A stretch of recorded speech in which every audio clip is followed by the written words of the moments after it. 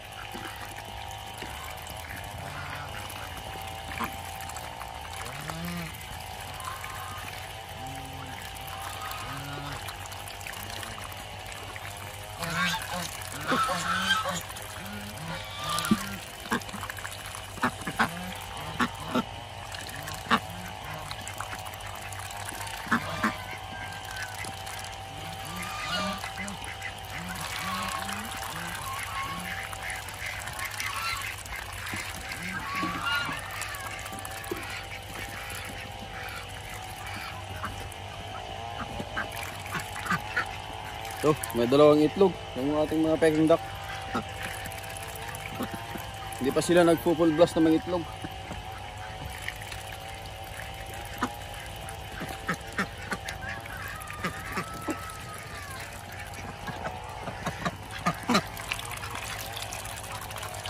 Yung ating mga Peking duck sa bundok, malapit na rin yun. May pa isa-isa na ring silang itlog. Sana maayos-ayos yung kwan para magkaroon na rin sila ng maraming itlog.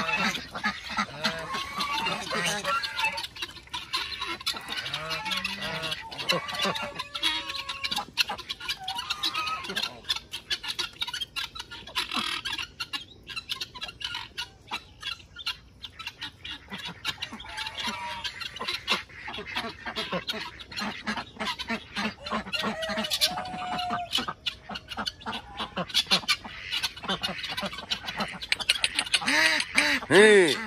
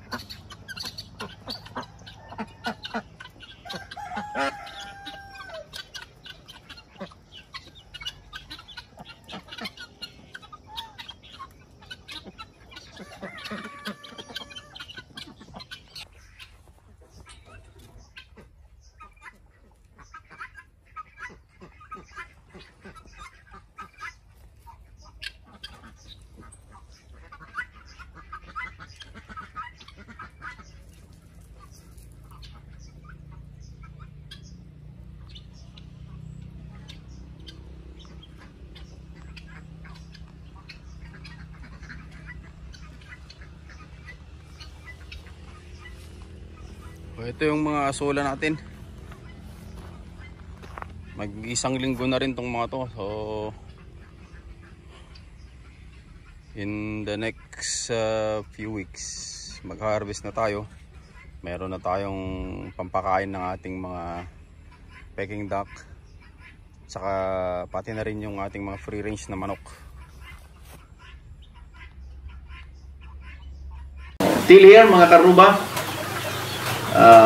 manood kayo sa ating mga videos, mag-subscribe, i-like nyo sila, share nyo sa inyong mga kaibigan para dumami tayo, lalo na po dito sa Ilocandia. Napapansin nyo yung ating mga dialogue, karami, I can even say na mas marami yung mga Ilocano dialogue natin. At may mga Ilocano 101 din tayo para dun sa mga hindi nakakaintindi ng Ilocano.